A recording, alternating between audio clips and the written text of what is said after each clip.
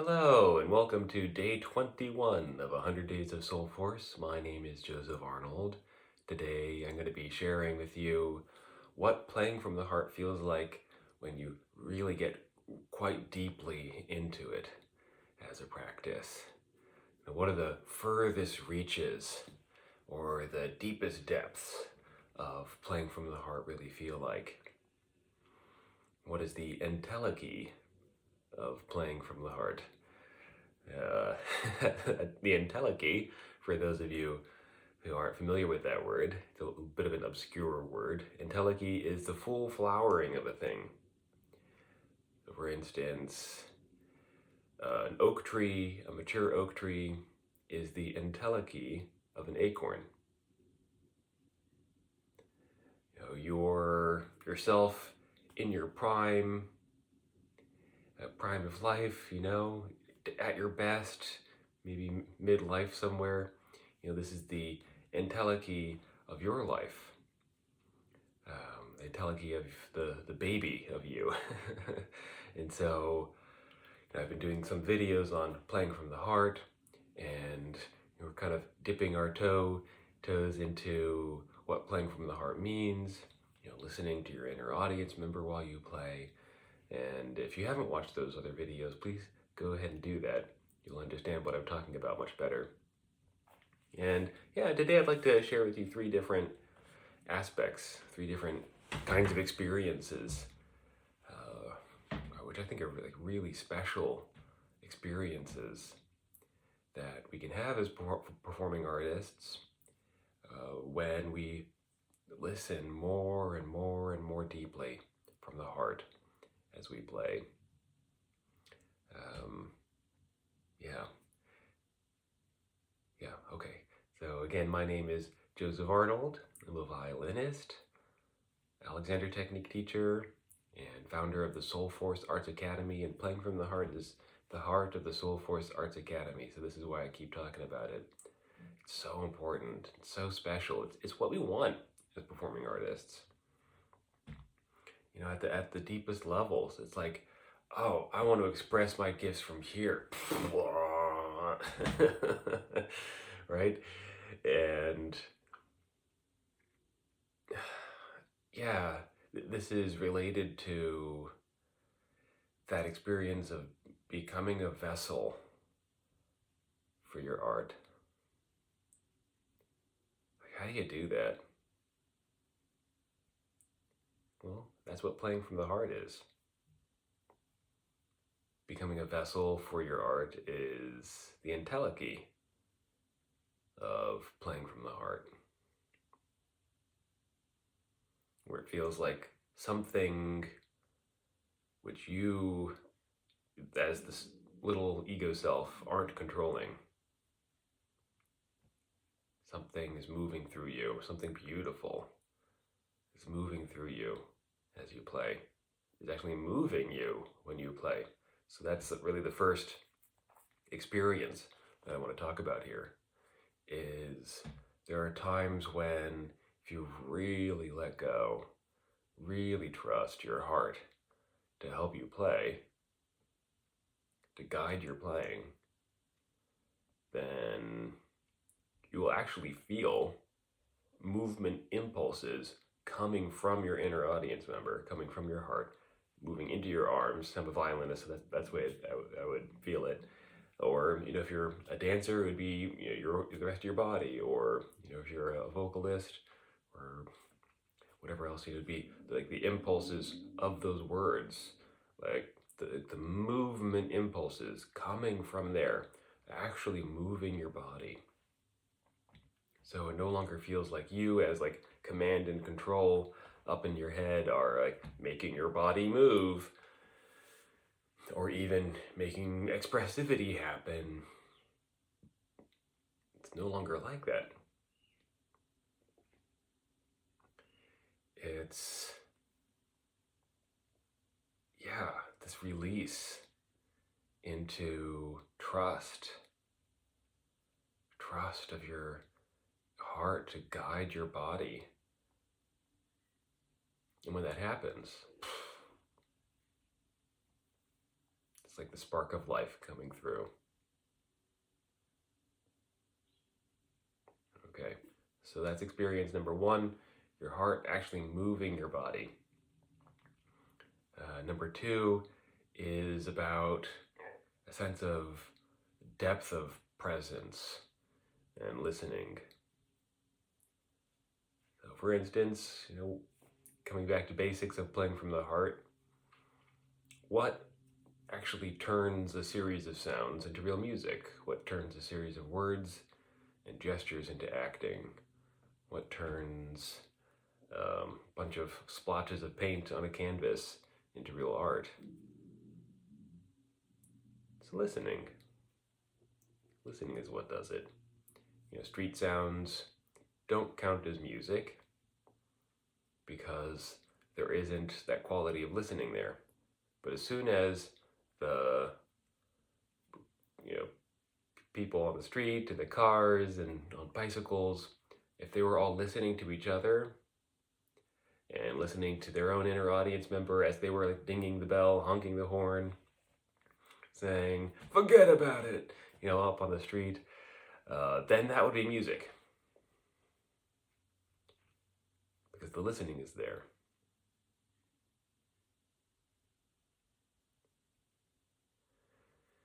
And maybe you can even tell that I'm doing this right now. I'm listening for what wants to come up next.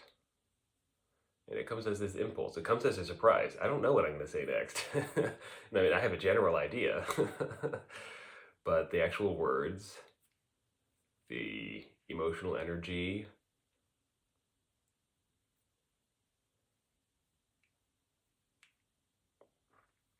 there's a listening underneath that, which guides what I do. It's very different than being talked at, right? So the more deeply you listen as you play, because music is not about the notes, dancing is not just about the gestures, painting is not about the paints. It's about the quality of listening that brings these about. So the more deeply you listen, the more lively and musical and vital whatever it is that you do will become.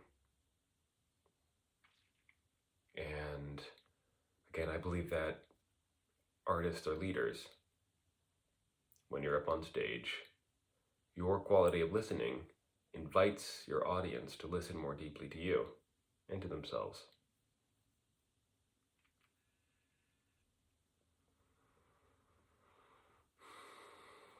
And it can get to the point where your listening gets so deep that all you have to do is walk out on stage. People go silent.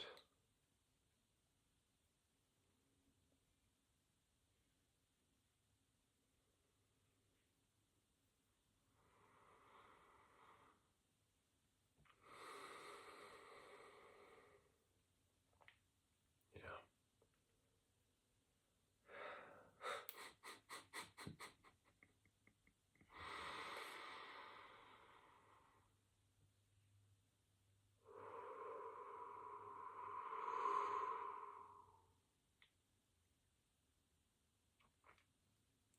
Okay. Number 3. Even before I go on, you can feel how sacred that silence is, right? That there's a part of me that just wanted to turn off the video and go sit.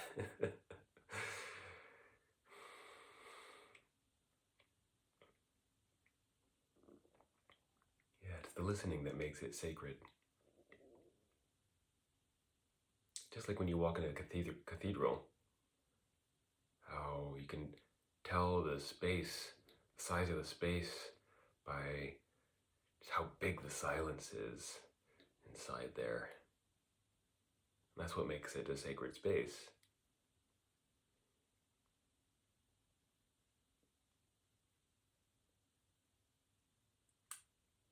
Yeah, and so speaking of the sacred, that's my third entelechy for you.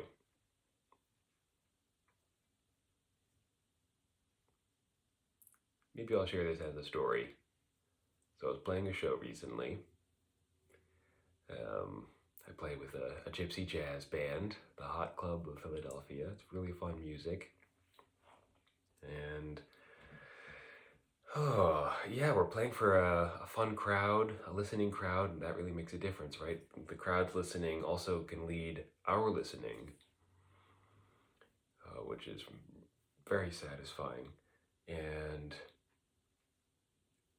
yeah, I just somehow had permission inside myself to trust my heart, let my heart let me lead me in my playing to a level that I hadn't experienced before.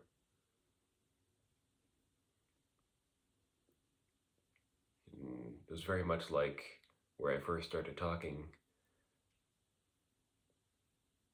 Yeah, all the stuff that I've been talking about, like my heart moving me and this deep quality of listening. And I could feel parts of myself like not quite trusting, kind of settling down almost like into a really hot bath. Like, ooh, ooh, ooh. And command control maybe taking over at times. What was most notable about the experience was how mm,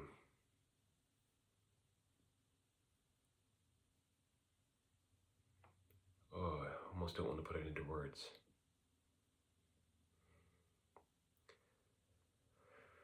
Yeah, a listening so deep. It felt like I was resting on like a lake or a still pond, and that pond was God,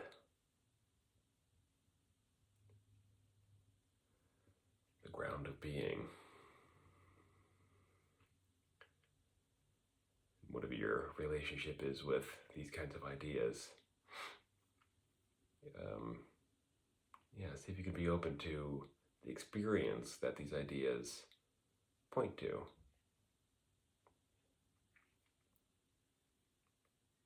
It's very much like in Zen, all these stories of the Zen Master who does something kind of silly or irreverent, nonsensical even. There's this movement impulse that comes up out of nothing, and that's what the Zen Master does. That's how you know he's a real Zen Master, or she. And it really felt like that up on stage. I was playing a song that I played many times, and it felt like releasing, trusting this living moment, trusting my inner audience member to such a degree. Yeah, and I felt the presence of God. This is coming from, I grew up in an atheist household, so this is saying something here. I just don't know if there are better words for it. I'm not asking you to believe in anything, and I don't have any kind of religious message. I'm just pointing to a particularly profound kind of experience that it is possible to have while playing from the heart, a very meaningful experience. The kind of thing that our hearts long for.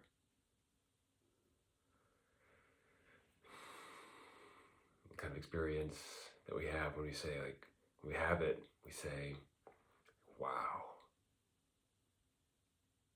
Now that was playing. Now that was real art. That was real music. The more that we listen to the source of what is alive within us, the more alive our art will become. The more alive we'll become, the more alive the world as a whole will become. This, my friends, is the true inner meaning of Soul Force artistry. To be in touch with that which is alive, to cultivate that which is alive in everything that we do. To bring ourselves alive, to bring our audiences more alive, to bring our students more alive, and the whole world too, by coming more alive in ourselves. This is where we start.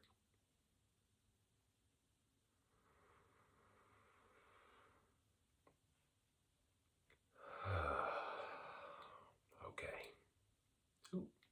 That's our time for today. See you tomorrow.